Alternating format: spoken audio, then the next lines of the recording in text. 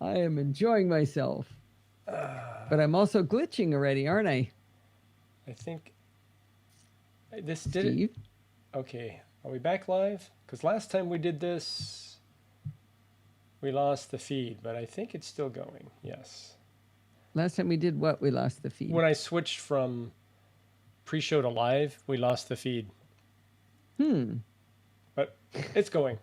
We're good. Oh, Dr. Bruce Banner is in the house now. But I was glitching there for a little bit, huh?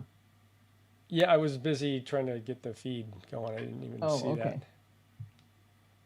All right, get my fan going. Who turned my fan off? All right. So I guess it's time for roll call, Steve. I think it is. Steve is. I am only hearing you once. Why is that? I just muted myself on Discord. Oh, Well, no, I'm sorry. no, you don't want to do that. That's right. I didn't mute myself. You just I you muted did it in the you. wrong spot. Oh, I'm muted. That's nice. Okay. I'm going to change my output settings on Discord so that I don't hear you, which means you have to fix your audio. Can you talk right now, Steve? Yes. Am I coming in? How do I Okay, sound? yeah, and real quiet because I turned down Chrome.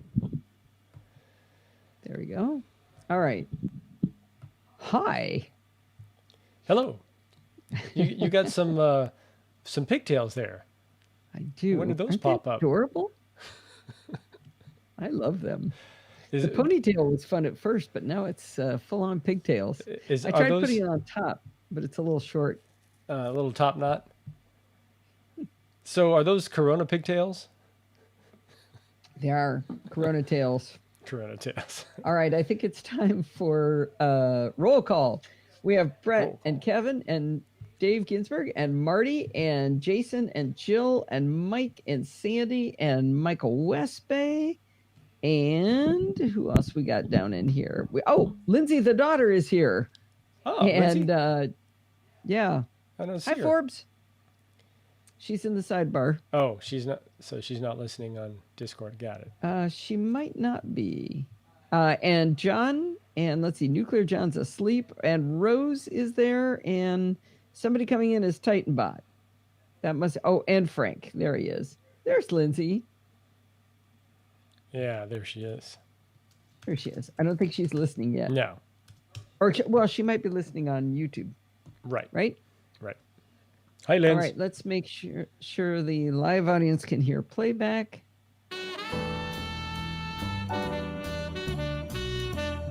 Okay, could you guys hear playback? Oh, she likes my hair? Yay. It entertains me so much. All right, I don't see any excuse not to get started. Okay.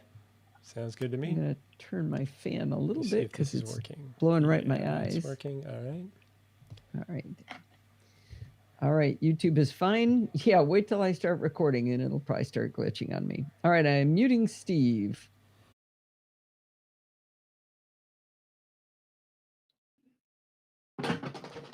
Okay, that was a cat. You okay? Do you want me to decat the place? I could throw it out. She just threw this stuff in a box. She was tired of headbands. Enough of the headbands. I'm going to give her something else to play with that makes less noise when she drops it. There we go. Oh, guess what, you guys? It's a miracle, but my Android phone got Android 10. Woo. And I actually was contacted by Motorola about it. It's a miracle. What did they say? They said you should be getting an update. Nice jifflins. All right. Now we should be ready to record. There, gave her a twist tie. All right, muting Steve. Maybe, yeah, it was. It was through Twitter. It was a DM through Twitter. All right, here we go.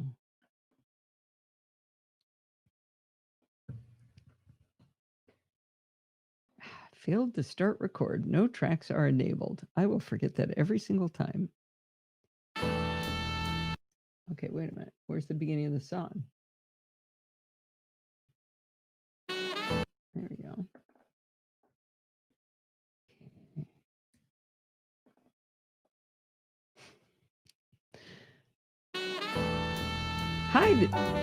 Sorry, I'm just distracted. I really probably should decat. She's being really funny over here. Okay, trying a third time.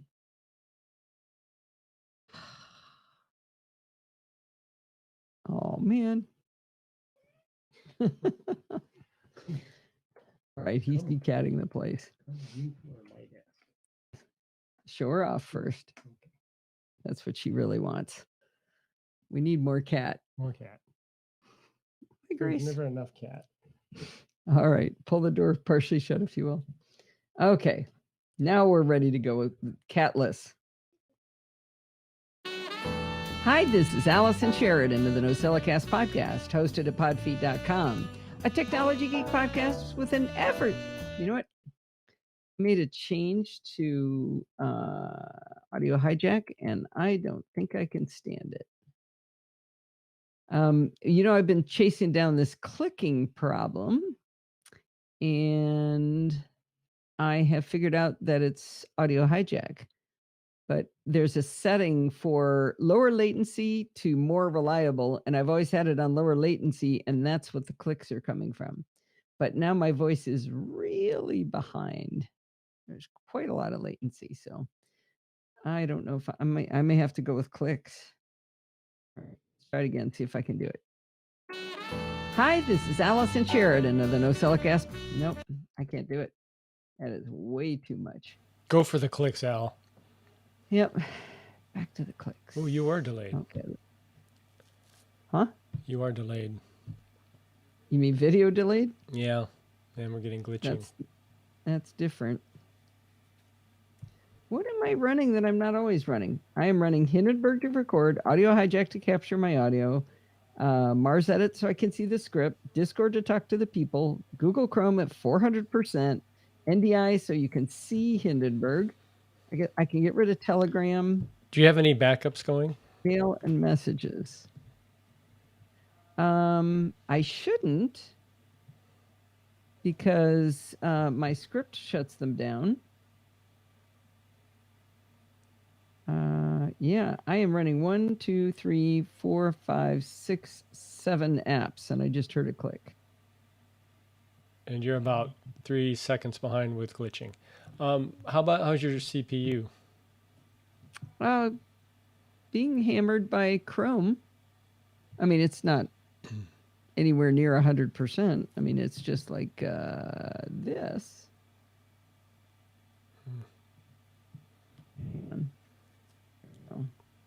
We had a few weeks where it was perfectly smooth. I'm not sure what changed. I don't know either. I didn't install any betas or anything. So, I mean, that shouldn't be it. It's more like network congestion, isn't it? I mean, my machine doesn't feel like it's sluggish or anything. Mm-hmm. Turbo Boost is on. I could disable Turbo Boost. Actually, I can't disable. Oh, because I've got it. Hang on. I've got Turbo Boost in automatic mode.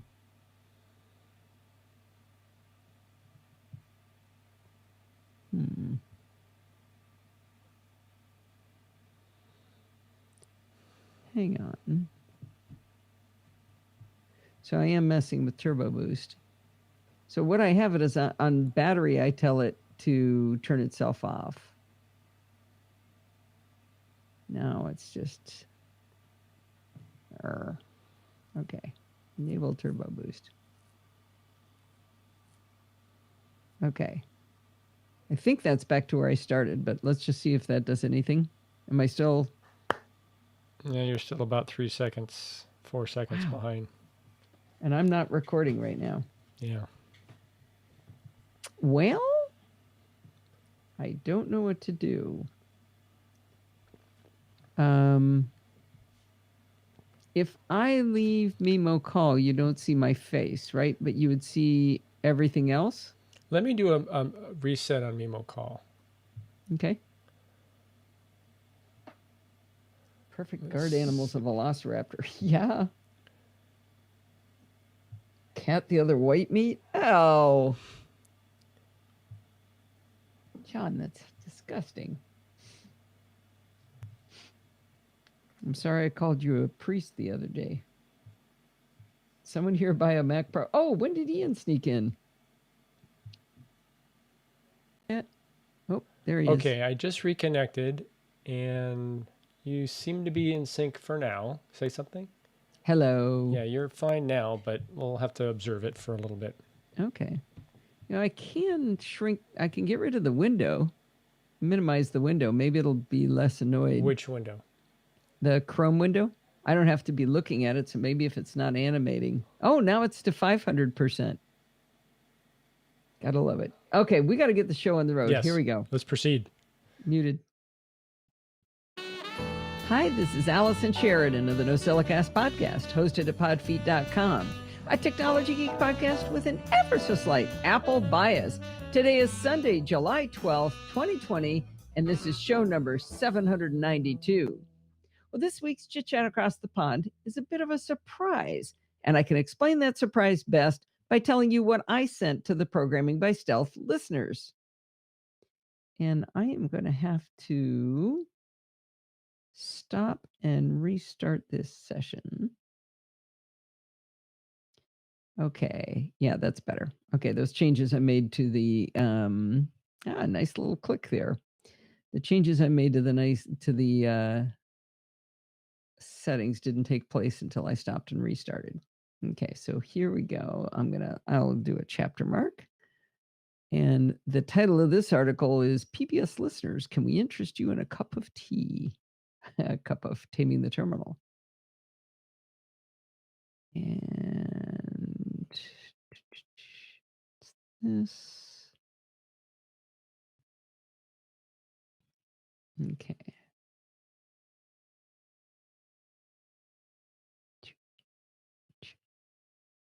There you go.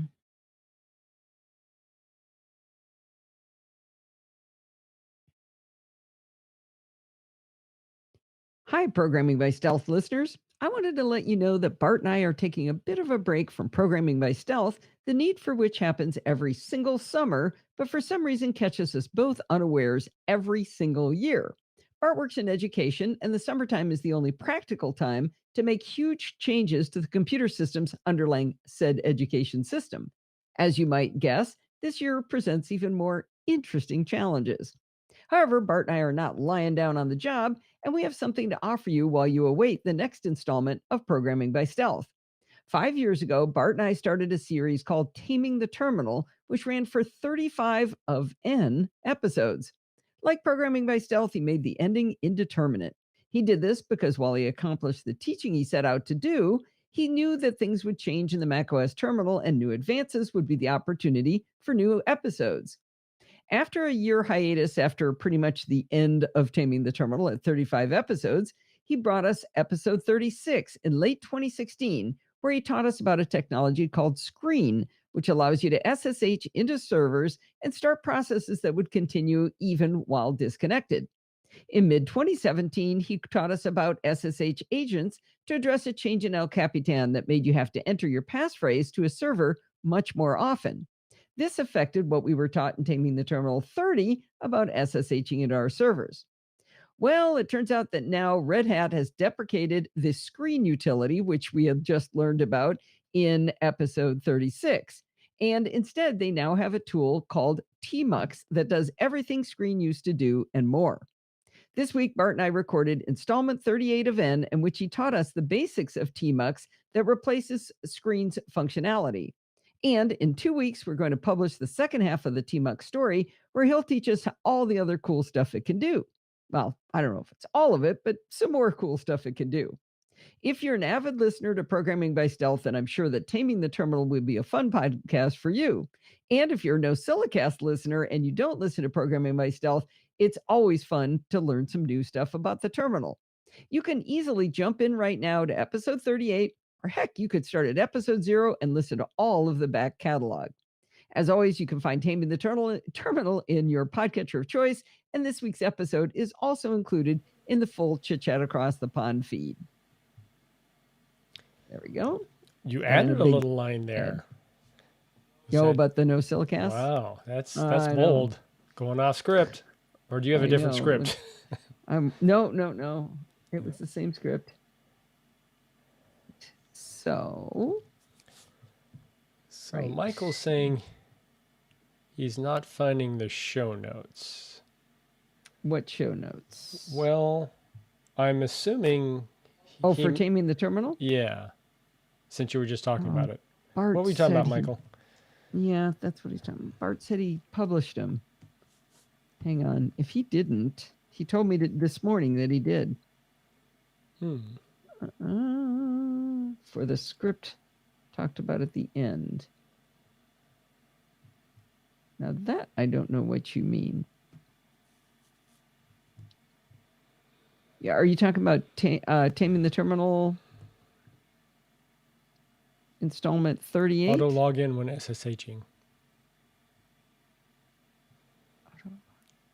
Okay, I'm confused. I don't know what you're asking, Mike. So Taming the Terminal part 38 is up. That starts up Tmux on login. Is that something in the show notes? You're saying something he talked about, he said he was going to put in there and he didn't put it in there? Okay. All right. It is up, so that's good. I was a little worried you were saying that he didn't post it. He thought he did, and he did. The pillow is in distress. Uh-oh. It's a sideways pillow. What does that mean? Sideways. Well, I've now got a cat again, by the way. She really wants to play. You didn't do a very good job you of said decatting. leave your door ajar. She took advantage of the jar. I said pull it closed. That's not quite what I heard, but the listeners can tell us. Play the video back, All right. I thought I heard leave it slightly open, but no problem. Do you want me to come and get her and then close it again? Or close it for the first time?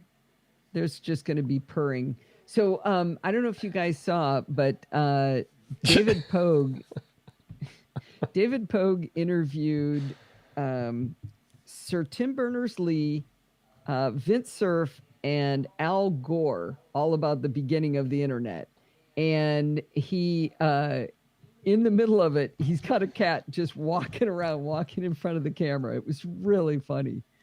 Made me like him even more that he just let it ride, Oh, by the way, Kevin heard what I said. Oh, I'm shocked. I'm not. Right. Okay. I think Sandy's going to counteract that one. Okay, we got to listen to Mike Price here in a second. All right, let's do that. Give me 5 seconds here. And is Mike here? Yes, Mike is here. Shh. Muting Steve. All right, let's get the regular show started by a listener review. Oh, I sound so excited.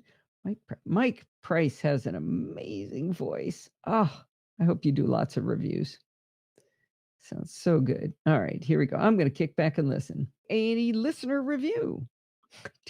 Greetings, castaways. Mike Price here. Grumpy in Slack and Price My 115 in the Discord chat during the live show. A few weeks ago, on show 786, Allison shared her newfound love of the Diamond Dog tempered glass screen protector, even if the bubbles under the screen still vex her. So I thought I would share a review of a screen protector of a different sort. But first, the problem to be solved. With each new revision, our devices get more and more expensive, and they also tend to last longer and longer. So protecting them is certainly a good investment to help ensure a long and useful life. Certainly with the cost of some of the new phones rivaling that of a decent laptop, a relatively inexpensive screen protector is a smart addition. However, what about that screen on your wrist? If you are anything like me, the screen on your watch takes a greater beating than the phone and could definitely use some robust protection. And for an extra challenge, with the new watches using more of the screen, protecting those glorious rounded corners and not cutting off the edges of the image is a must. Before delving into the review, however, let's review Allison's criteria for success regarding screen protectors. First, it doesn't feel creepy or annoying. It feels like the original glass. 2, no bubbles under the screen, without needing Dave Hamilton to pay you a visit to install the screen protector for you, that is. 3. The screen glass. 4. It doesn't look bad. There are no scratches, a milky hazy look to the protector, and there are no noticeable edges. And 5, that it actually protects the device when something bad happens. With that, let's take a look at the Armor Suit Military Shield for Apple Watch. Link in the show notes. You can find these on Amazon in packs of 6 for about $9 US. I won't delve into all the gory details of the installation, but will say that it is more challenging and time-consuming than a typical tempered glass installation on a phone. The Armor Suit folks have a great video for the installation, and I highly recommend watching it each time you need to apply one of the shields. A few highlights to note from the video. First, spray your fingers in both sides of the shield. Second, plan for enough time to do the install. The shield needs to set for approximately 15 minutes before adhering to the curved edges of the watch face. And third, it is recommended to allow the shield to sit overnight before being put into service. So how does the Armor Suit Military Shield for Apple Watch hold up against Allison's success criteria? Well, it definitely does not feel like the original glass, so no win here.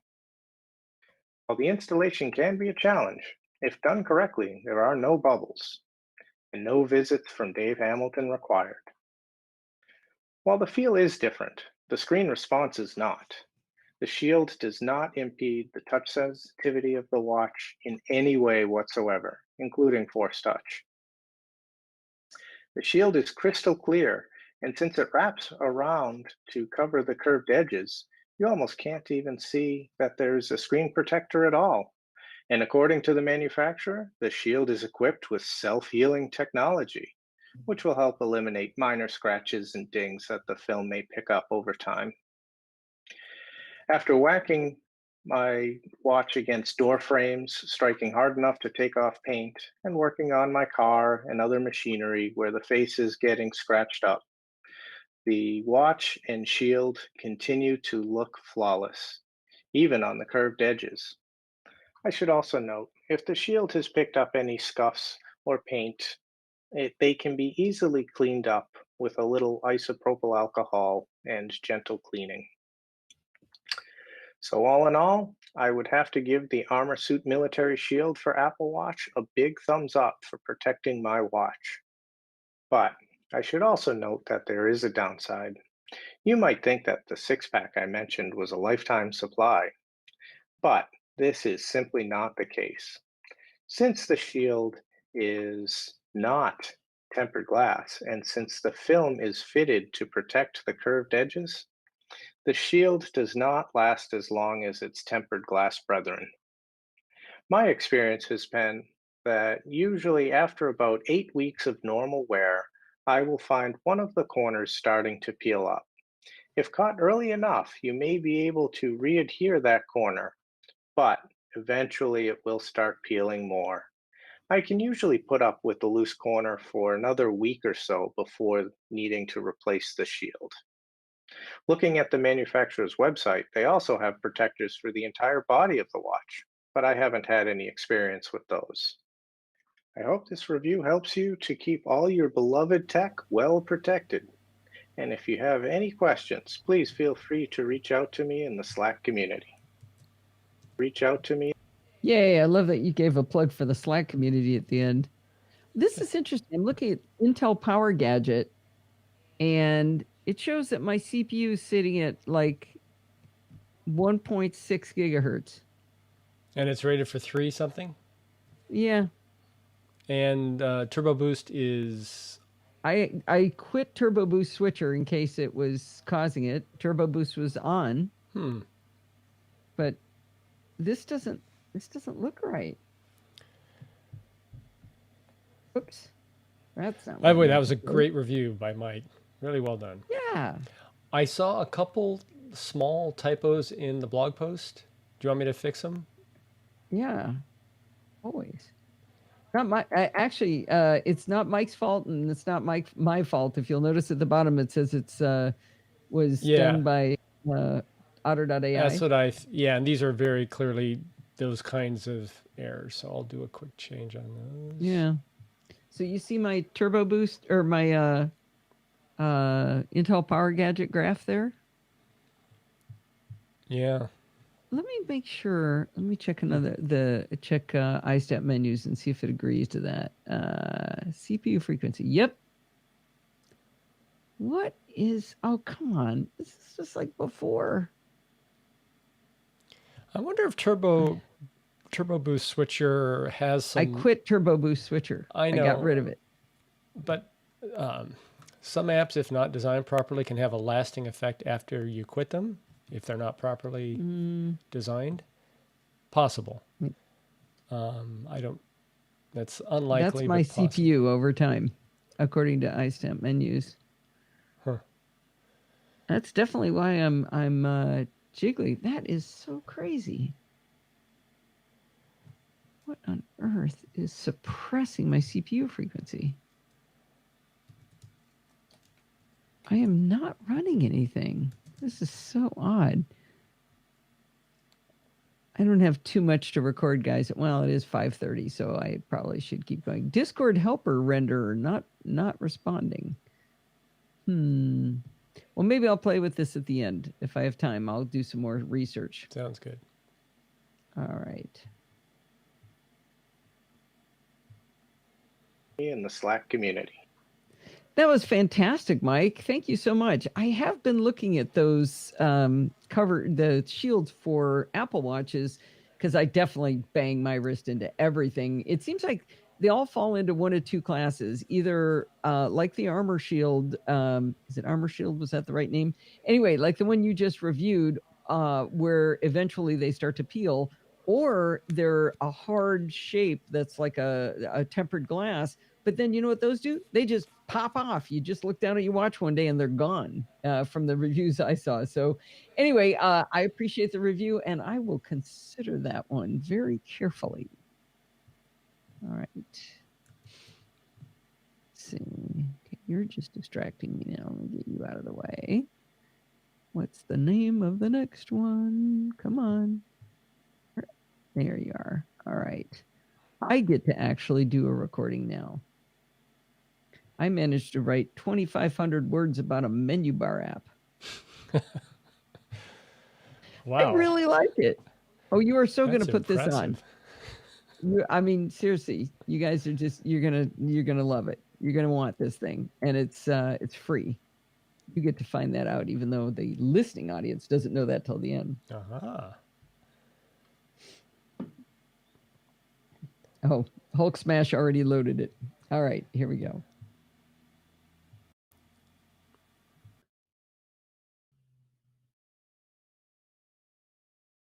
In Programming by Stealth with Bart Busschots, our latest assignment has been to create a world clock. I've talked to you a little bit about this a couple of times. Through the last few months, Bart has been adding challenges to make it more and more useful. For once, I got ahead of the class by adding new functionality to mine before Bart ever assigned that challenge to us. Let's step back a little bit and let me elaborate. These world clocks are web apps written in JavaScript, HTML, and CSS. At one point, the assignment was to create a set of clocks where the user could see the time zone in two different cities where they actually got to choose the time zones to view. I talked to a lot of people in a lot of different time zones, so this was a super fun assignment for me. It was useful because I could, say, change one zone to New Zealand and see at a glance whether Alistair was awake yet. He's on the other side of the international date line, so I like to find out what's happening in the world tomorrow.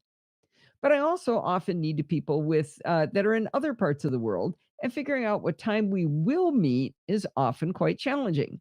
You've heard me talk before about this problem.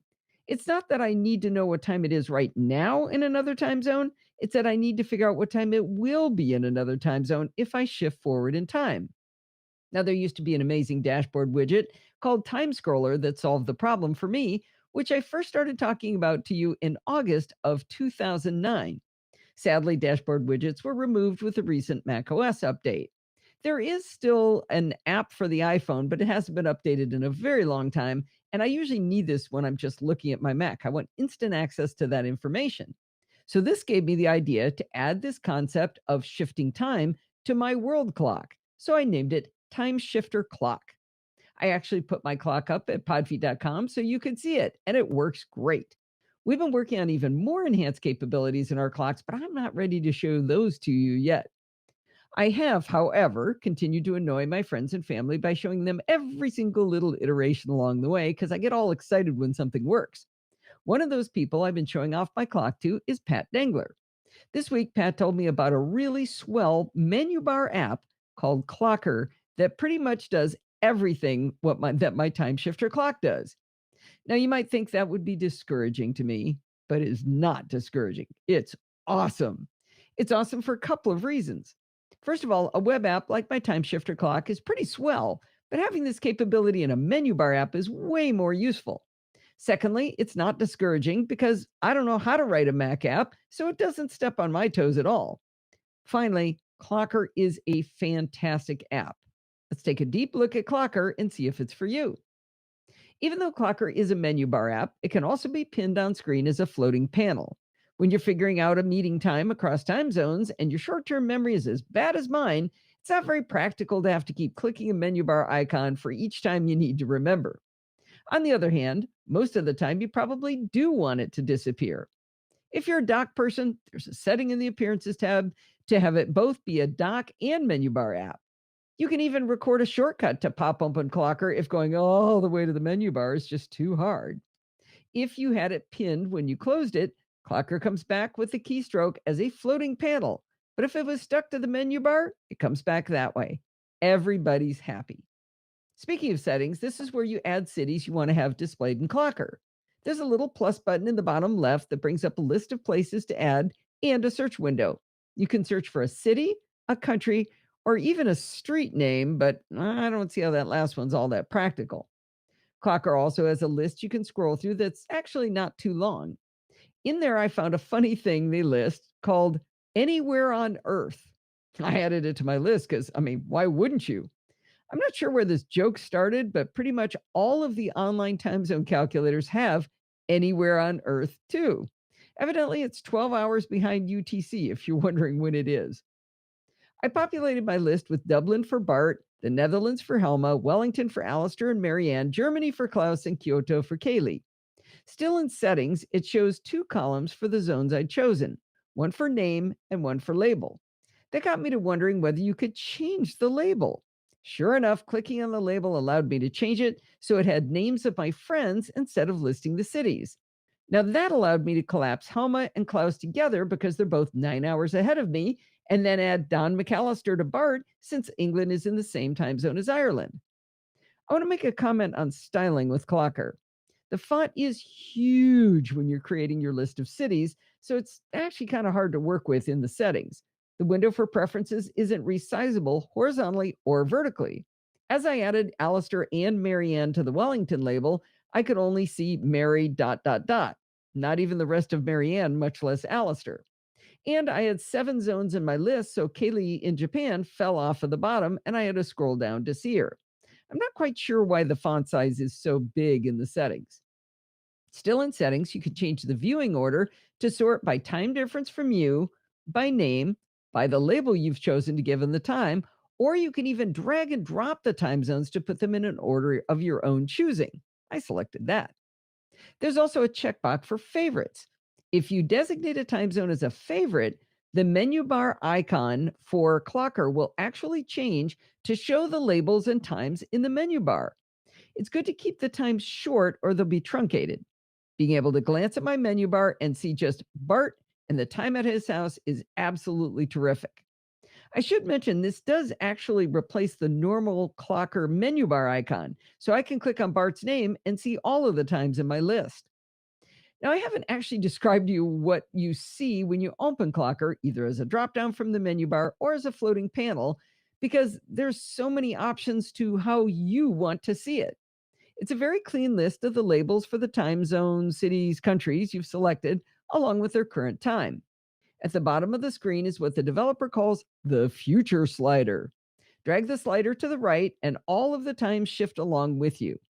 To the right of the future slider is your own time, so you can slide to a time you'd find convenient to meet with someone And then look at the list to see if you would be asking Marianne in New Zealand to get up at 4:30 a.m. if you chose that time. She loves it when people do that. Anyway, this is really slick and it works quite well. Under each label, you also get some information about how the time in that zone relates to you. For example, you can have it say the date and how many hours ahead or behind they are from you. For example, when I was writing this up, it was July 10th, and under Marianne and Alistair, it says July 11th, 19 hours ahead. I've had so much trouble with New Zealand that this is really going to help. It's not just that they're on the other side of the international date line from me, they're also in the southern hemisphere, so they go in and out of daylight saving time opposite from me. And of course, the US is shifted by a few weeks from the rest of the world on daylight saving time, so it's a complete mess trying to figure it out. Now, I have it at a glance with no math required. The Appearance tab of settings is where all of the options come in. You can change the time format to show it as 12 or 24-hour clocks, and you can choose whether to show seconds in the time. Now, both of these were challenges Bart gave us for our world clocks in Programming by Stealth, which, by the way, I mastered. Now, I eventually got rid of the seconds toggle on my clock after I proved I could do it because I thought it was kind of distracting to see seconds blinking away after shifting the time. I wanted mine to stay still. So that brings up an improvement suggestion for the developer of Clocker. Noting that it shows seconds, I realized that after you scroll the time, it keeps advancing in all of the time zones. So the time continues to advance. I slid the time to 10 a.m. at my house, and the scroll bar continues to say 10 a.m. But after 5 minutes of the window being open, even my local time says 10:05 a.m. Now, this can be very confusing if you leave Clocker open for a long time after sliding the time and then glance at it expecting to see current times. I left it saying 10 a.m. local time on the scroller and then had dinner, watched some TV, came back to writing, and it said it was 7:31 p.m. at Bart's house when it was actually 7:58 p.m. at my house. We aren't that close in time. I was really confused at first. Now, this isn't a huge deal if you record the times right after you use the future slider, but I think it makes more sense to freeze those clocks once you've engaged the slider. There's a lot more to like in the Appearance tab. There are 3 options on how to see the day for each of the time zones. You can use Relative, which will write today, tomorrow, or yesterday under each time. You can choose Actual, which puts the day of the week, such as Friday or Thursday. Or you can have it display the date in month and day. Again, something for everyone in Clocker. Maybe you don't need the future time slider. That's cool. You can turn it off in Appearance. You can have Clocker display sunrise and sunset in each time if you like. This could be useful if you want a quick visual on how far you can push the other person into an annoying time of day. It also tells you what time sunset and sunrise are based on which one is closer to the time you've chosen. I think it's a little too much information for me and a little too hard to interpret the icons, so I'm glad I have the option to toggle it off, but you might like to have it on. You can change the size of the font display of Clocker as well. It's a nice accessibility feature and it really helps to see things at a quick glance. If you pump the font size up all the way and have more than, say, 5 times in your list, you will have to scroll to see all of them, though, because the Clocker window is not resizable. By default, the future slider goes forward just 24 hours, which is all I thought it would do. But since it actually tells you the day and date and time, the developer lets you extend the future slider out to 7 days. I hadn't thought about going out days on my time shifter. Bart is going to love this tool for his scheduling of Let's Talk Apple and Let's Talk Photography guests. There are some menu bar specific options as well. Remember how you can have one or more time zones set as favorites and see them in the menu bar? In Appearance, you can toggle on or off the day and date as well in the menu bar. Now, remember how I said you should keep your labels short so they fit in that menu bar app if they're favorites? When they're just in the menu bar? Well, in Appearance, it shows that by default, it's shown in compact mode, but you can actually change it to standard mode. It suddenly gets quite a bit bigger and you can see the full text. However, if you put more than one favorite up with the standard size, you'll get a warning from Clocker that's really interesting. It says, multiple time zones occupy space, and if macOS determines Clocker is occupying too much space, it'll hide Clocker entirely. Now, I did not know that macOS watched out for menu bar hogs. I'm sure glad it does because I've got so many of them and they take up basically all usable space as it is. There's one toggle that's grayed out for me and I'm not sure why. It's called include place name. I have no idea what that is. I thought maybe it was because I relabeled all of the time zones, but I put them back to their original form and it was still grayed out. I bet you thought we were done by now. Nope, Clocker has one more trick up its proverbial sleeve. If you give Clocker the appropriate permissions, it can display upcoming calendar events and notifications of reminders. There's a toggle on whether to list your upcoming events at the bottom of your Clocker window and whether to show all-day meetings. You can even choose which calendars to show in your upcoming events. There's also one to show your next meeting title in the menu bar 30 minutes before it starts. You can even set how many characters to show in the menu bar. I put a fake meeting into my calendar to test these features, and while it did show up on the floating window, I never saw a notice in the menu bar. Not quite sure what I was doing wrong there. If you grant Clocker access to your reminders, it says you can set reminders in the time zones of the location of your choice and that your reminders are stored in the default Reminders app. This made me think I interpreted that as saying I could add reminders using Clocker. But I don't know, I couldn't figure out any way to do that. There are 3 circular dots next to each time zone label, and they seem like they'd be buttons to do something, but I tried every which way to click them that I could think of, and nothing happened. Definitely not a big deal, but I'm still curious how to do what the developer is trying to tell us we can do. Speaking of giving permissions to Clocker, the developer made it super obvious that you can revoke these permissions in system preferences at any time. I like that. When I saw the huge font size option in settings, it occurred to me maybe this developer made Clocker accessible with VoiceOver. And I was delighted to find that to be absolutely true. I went through pretty much every single menu and control using VoiceOver, and everything worked. Everything was labeled, every control worked. The only improvement I could see was that the future slider reads out the percentage you've moved it rather than by how much time. If you set it to allow time shifting, say up to 7 days, then that's a lot of math in your head to figure out how far forward in time 12% would be. To find an app that is 100% accessible always makes me happy. Now, I probably should have told you this up front. I've buried the lead. Clocker is free in the Mac App Store, and I am certain that it has gained a permanent home in my menu bar. The developer has a link to where you can help with the localization efforts going on to make sure that Clocker is available in as many languages as possible. Oh, God, I made it all the way through and stumbled on the last line. Yeah, you did pretty good. Now I'm going to do that last line. The developer has a link where you can help with the localization efforts going on to make sure that Clocker is available in as many languages as possible. Did I miss anything? They'll never know. 46 new messages. I'm not sure because I had to go start the barbecue. We got some chickens to barbecue, huh? Yep. All right. Is Frank here? I think we're getting Frank close to is Frank's here. time. Oh, no, it's not time for Frank. Oh, settle down, Frank. What a tease. Allison. I know. I don't think I'm going to play Klaus, but this is fantastic. Klaus bought a 20-year-old iMac G3, and he gave us a review. Thing of beauty. It is so fun. Okay. Put in a chapter mark. I don't know if I need to say. Nope, I'm just going to jump in with that. What are you laughing at? The chicken. I don't like food pictures. I just really don't. Talk about a great accent. Here comes Klaus. Let's just listen to the beginning here. Just as possible. You probably have fond memories of your first something.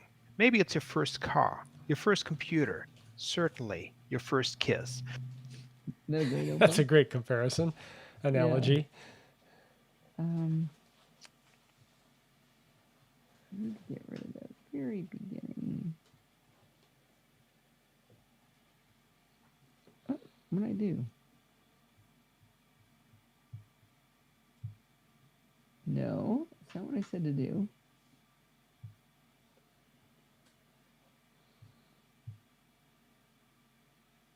Okay, what just happened? I don't know. Something shifted. Yeah, it did. Time shift. You have that menu bar Head app over running? to pod. What's that? You have that menu bar app running and it causes a time shift? No. Come on. Whoop. Whoop, whoop. There we go. Okay.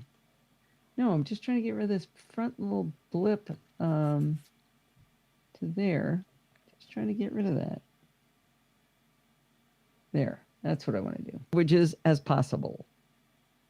You probably have fond memories of your first something. Oh, that's why I need to talk because he doesn't say his name. People make me do all this work to say their names for them.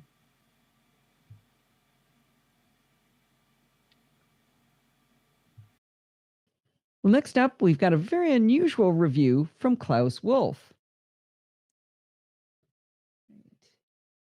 From Klaus Wolf. You probably have fond memories of your first something. There we go. Okay, save. And now I want to talk about it.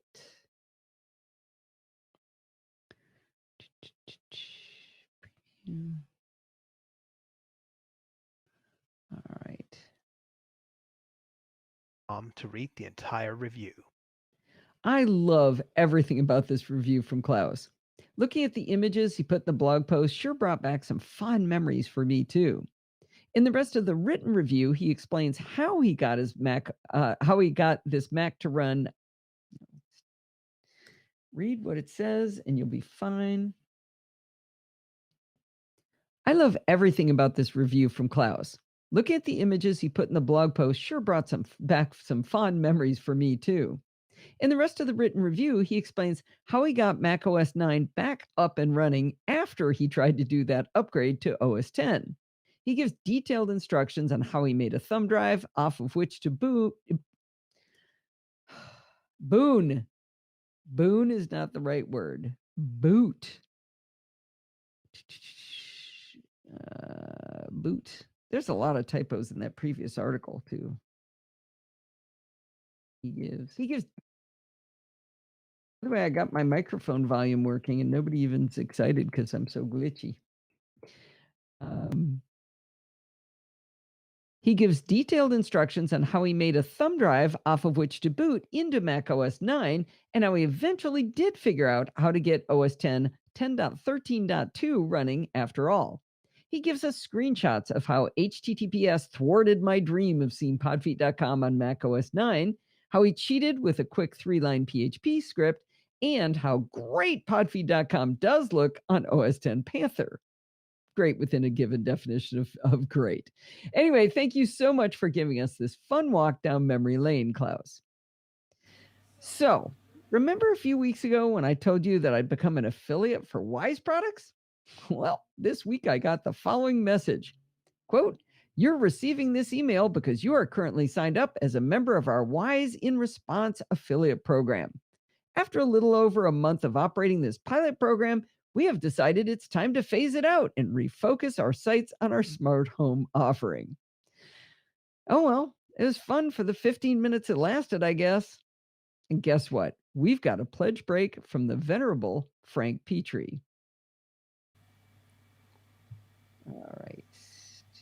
Where's Frank? By the way, you haven't been glitching since I think you talked about turning off Turbo Boost Switcher. I'm still sitting at 1.8 gigahertz. Well, that's good. I can't explain why. Pledge break number 9. All right, here we go. Venerable. I think Frank is taking exception to venerable. Oops. What does venerable even mean? I think revered, right? Respected. I think it's in general a compliment. New best friend? What? What are they talking about? Oh, they're not even listening. No. Break from the venerable Frank Petrie.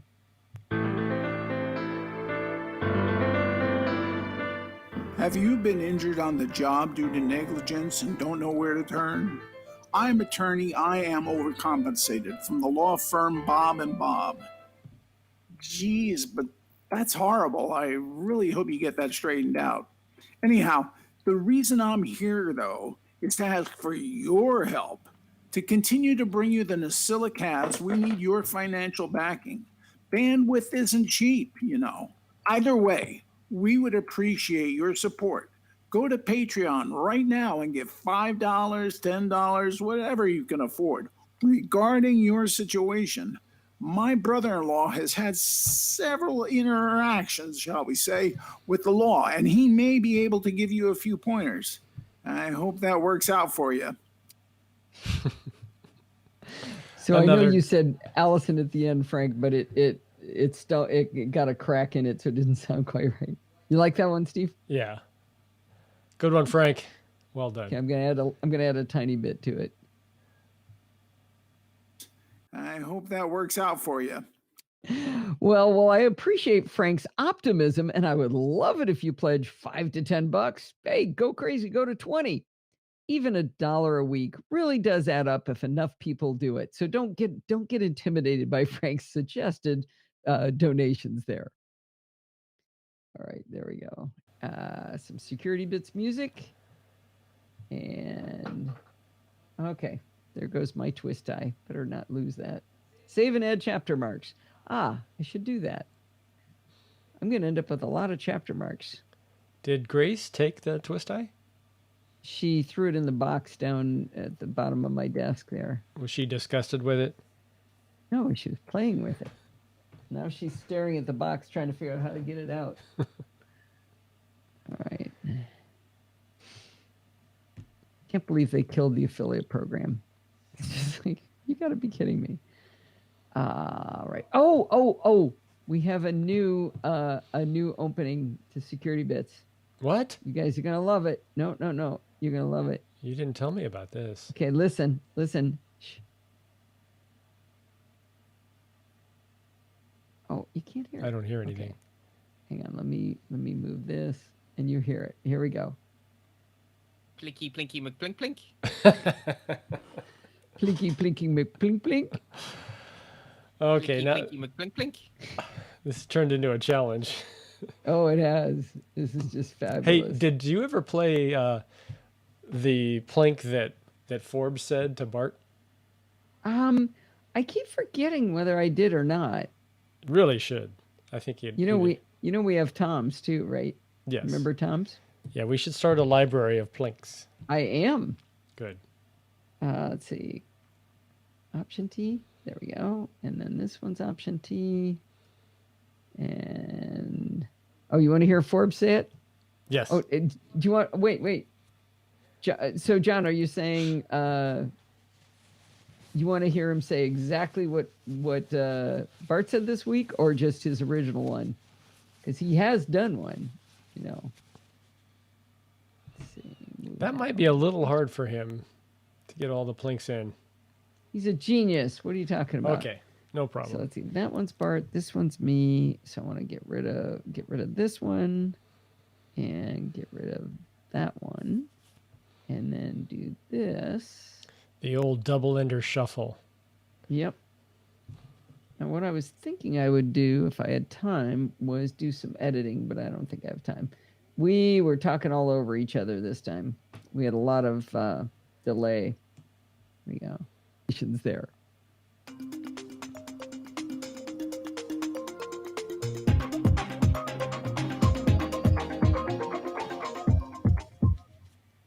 Well, it's that time of the week again. It's time for Security Bits with Bart Bush. Stop. I can hear my voice coming out of your room. Someone didn't close your door. Yeah. Do you have headphones on? I shouldn't be able to hear it. I do. Well, you're probably hearing my direct voice. Are you hearing yourself? I'm hearing my voice. Hello. I'm hearing it. Are you hearing any other voices, Al? Okay, well, it's that time of the week again. It's time for security. Was that too soon? Well, it's that time of the week again. It's time for. That was perfect. You got to let that note give it some aging. Give it some air. Huh? Mm-hmm. Well, it's that time of the Perfect. week again. It's time for Security Bits with Bart Boost Shots. Okay, so Jason is now just dropping in random GIFs. They don't have anything to do with the plot. Or is his name Plink or something? Let's see. Nope, he's just saying hello. Okay. All right. Get down to the end. So I got Security Bits. Come on. There we go. And this should be the end. Stay patched so you stay secure. And guess what? Bart is not peeking. Oh, did he change finally? Yes. What did he I do? said, turn the gain down.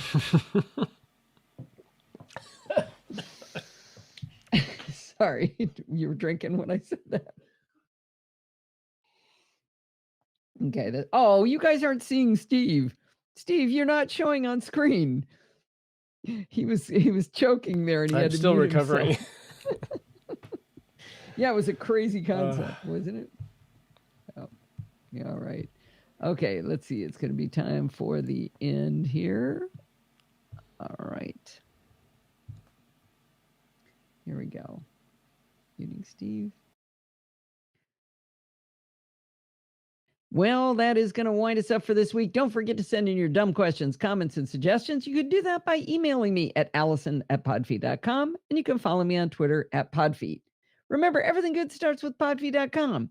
Please do as Frank asked you and go to Patreon by going to podfeet.com/Patreon. If you'd rather do a one-time donation, podfeet.com/PayPal. If you want to join in our Slack community, like Mike Price was talking about, where you can go find him and chat with him, podfeet.com/Slack. If you're still a Facebook user, you can always find us at podfeet.com/Facebook. And if you want to join in the fun of the live show and watch all of Jason's GIFs and find out what name Marty has given himself this week, head on over to podfeet.com/live on Sunday nights at 5 p.m. Pacific time and join the friendly and enthusiastic NosillaCast castaways. Thanks for listening and stay subscribed. A lot of shout outs. Yeah. And I did those off the top of my head without messing up. Look at me go. And Hulk is laughing. Is He doesn't often laugh. It takes a lot to get Hulk to laugh. Hulk smash. Somebody else used Hulk smash just as. Uh-oh. What? Okay. Something just happened. What the heck happened?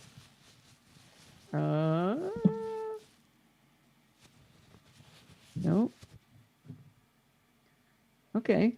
It didn't happen. What I thought happened. That is very weird. I dropped this down here, and then I started sliding it, and it disappeared. It just went away. Very odd. Okay, let's go about there. Let's see how that looks. Nope, still a little bit more over like there. Stay subscribed. Scarlett Johansson makes me laugh. And John says, different effect for me. Yeah, I think I'm lining up with John on this one. Okay, that's pretty funny. That's a good one. All right, it is time to export the file, but I would like to figure out, you guys don't need to stay, but I would like to keep this fired up for just a little bit and play around with some things to figure out why I'm up to 1.9 gigahertz. Am I still, and there he is, Jason has it. I'm still cruddy, right? No, you've been good since right after you made the changes. I haven't seen any glitching, and you have not been delayed. Really? For a major portion of the show. Okay, well, one of the big things I did was I hid the Chrome window. That's not bad at all. No, it's been like this for most. It has. Yeah. So quitting Turbo Boost Switcher. Well, wait, it just glitched I just saw a there, glitch. didn't it? Yes. Yeah. That's interesting. So, okay, well, hang on. Let me get rid of it Now we got again. a delay. Okay, but hang on. So I'm going to put it away. What I did differently there was I was showing Chrome. So how's it look now? Pretty glitchy. Okay, let it settle out a little bit. Give it a minute. Whoa, my processor went down to 1.1 gigahertz. I don't want to do this again. Let me do, I could do a reconnect on Mimo. Actually, yeah. You're back already. Back to good? normal. Yeah. So look at what happened during this dip. Okay, where'd my cursor go? Sometimes when I take screenshots, my cursor disappears. There it is. I have to flip it around. So that is, you see that dip? Yeah. That dip was when you said it. I was glitching. So why would your processor go down? Okay, let me bring up Chrome again and see if I can make it go down. Okay, so now I've got the Chrome window showing. Tell me whether it starts glitching. Yep, that's bringing it down. And move around a little bit. I don't see it yet. It's not all the way down yet. It's down to 1.4. That is directly affecting the frequency of my CPU.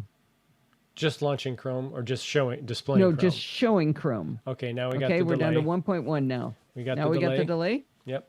Okay, now I'm going to hide it. So just displaying it. And there's a glitch. Displaying it. Okay, but just a minute. So we're still at 1.1. Mm-hmm. Let me see if it goes back up. It's got a little lag time. Okay, it's still staying down. It's still at 1.1. 1.2, here it goes. You should see the glitch starting to go. Bye, Kevin. We're at 1.3. Is it getting better? Glitch. Okay, 1.4. 1.5. Okay, you seem to be caught up. Back to no glitching. Look at that. So it's pretty correlated with displaying a Chrome window of any sort, or what are you showing on Chrome? I'm showing Mimo Live, which is a video. I'm wondering if showing a video in Chrome or anything in Chrome does this. Okay, let me just bring up I'll just bring up a plain Chrome window. Yeah. Okay. Second season up, very strange format. Oh. Bye, Michael. Okay, so I've got just a plain Chrome window up.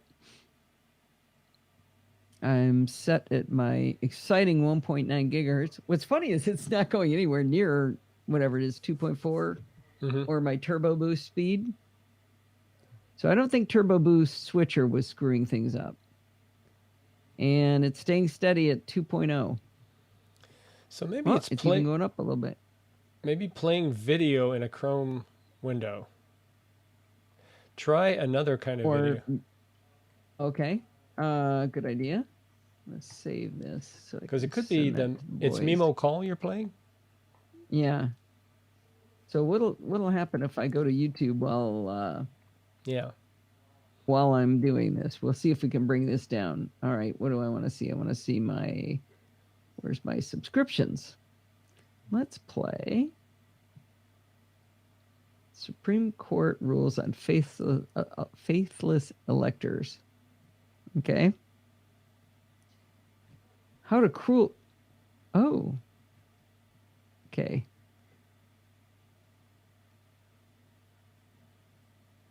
Okay.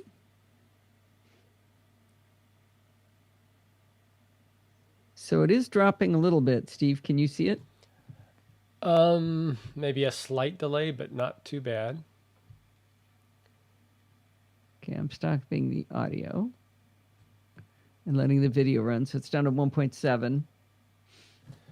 So Mimo Call probably does have more demands since you're actually having to process the video and send it. Right, but I'm still processing the video. It's still being created, right? So the Mimo Call is... that's how you're dropping, viewing... but it's dropping slowly. Okay. Yeah, that's just me seeing the live chat and you and me. But Okay, so that's what I'm sending you, and so that's coming through our internal network, right? Yeah. That's not coming over a normal IP address. I don't really understand it. But it requires a local network, so it probably has a different. So it's really doing two things. It's how I'm sending you my video, and how I'm sending it's how I'm sending you my video of my face and my audio. Right. It's not just it, but I'm also receiving you and your view of the NDI stream of Hindenburg. And the only thing you're really affecting is that receive portion when you just don't view the Chrome display, the Chrome window. Right. I'm still It's only I'm still one of those sending two my video. things. Yeah, and I'm playing a YouTube video right now, and it hasn't done it, right? You are delayed a little bit. A little bit? About a half second. Do a clap. Okay. Yeah, half second, maybe a second at the most. Okay. So it's down to 1.8 gigahertz, but that's nothing near as bad as what it is if I bring up the Chrome window. Mm-hmm. Okay. Mike Price says, shot in the dark. What's he got here? Hardware accelerated video decoding using GPU instead of CPU. Disable hardware acceleration Chrome. Ooh. That's worth. Open Google Chrome, click Customize Control Setting Chrome Settings, click Control Advanced. Let me try this. Okay, let me stop that. So this is decoding. So I'm encoding though. Let's see what's he saying. You're encoding on one path, but you're decoding coming back, right? The thing that you're. Yeah, but decoding isn't the problem because I'm playing a YouTube video without having much effect anyway. Yeah, but one is over the network and one is through the internet or directly through our network. The other's from an external source that might be different. Let's see. What's it say? It says click on Show Advanced Settings and scroll to the Systems section. You know, we're still recording. Should we take this offline? Yeah. I think so. The only problem is, you should probably kill this. You can probably kill the stream. Yeah, I wonder if that might affect changes the experiment. Okay. All right. Bye, Jason. I don't actually see how to get to where that is, Mike. I can see customize control Google Chrome settings. There isn't really. Okay, so I'm in Chrome settings. Oh, maybe. There it is. Use hardware acceleration when available. Okay. I'm going to have to relaunch Chrome, but stay with me, okay, Steve? Okay.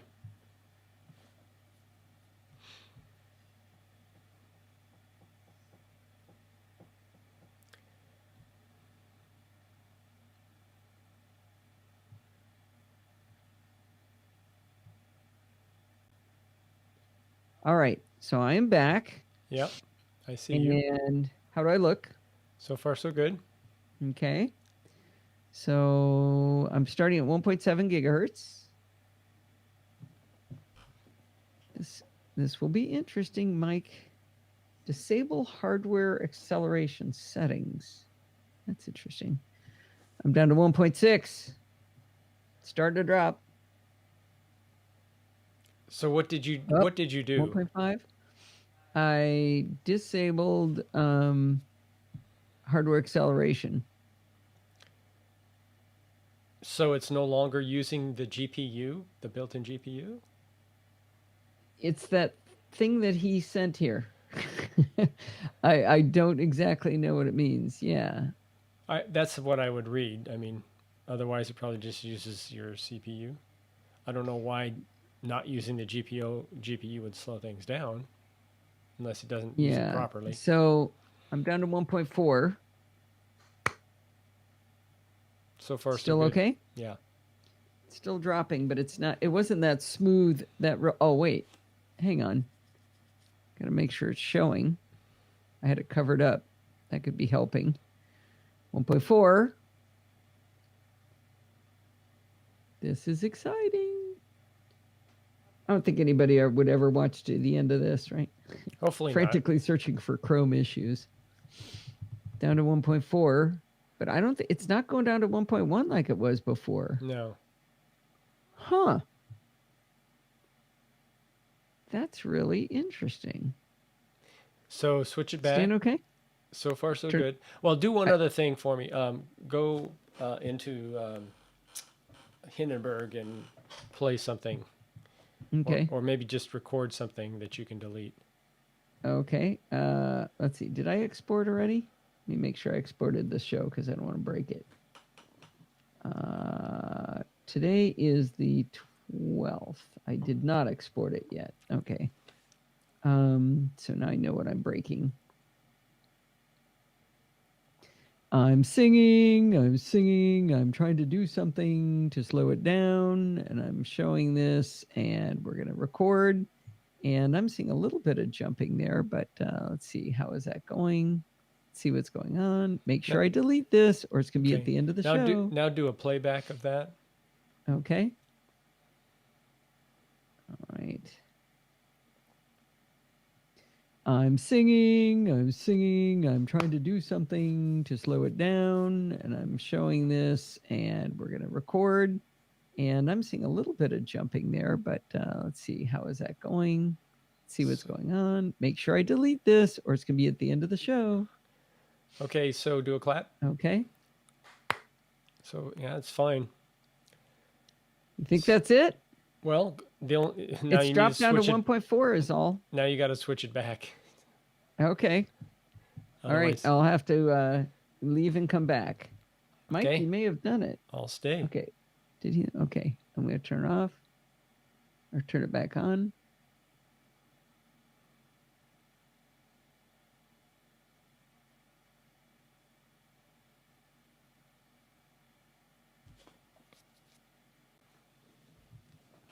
Okay, you're back. Am I? Where am I? Okay, so I'm back. And should I be glitching? You are starting. Really? Hold on. Let's see what's Intel Power Gadget saying. Yep, there it goes down. 1.4, 1.3. Yeah. This may be it. Come on, baby. Keep going. Use hardware acceleration when available. Man. So that must be improperly implemented for Macs. Yeah. It's down to 1.1. That should only help, right? You would think. Yeah, you're definitely messed up again. Okay, that's it. That's the first time I think we've been able to isolate it. Thank you, Mike. You are my hero, Mike. Nice. Okay, write that down. Yeah, I was just thinking I want to take a screenshot of this and wow, you're glitching max headroom to the max. Yeah. Okay, we probably should that was happening back end the stream pretty soon. People are going to wonder what kind of show is this. All right. Well, I'm just going to glitch my way out. Mike, bless your heart. Thank you, Mike. Not only a review, but you solved this problem. Actually, this may deserve a little write-up because other people could learn from this. Possibly. Yeah, I don't know what to say other than I get this glitching, and then Mike said turn this toggle, and I did, and it got better. Well, sounds like a tiny tip to me. All right. All right. If nothing else for the Mimo Live guys. Right. All right. Put me out of my misery. All right. Thank you, Mike. Thanks, Mike. Good night.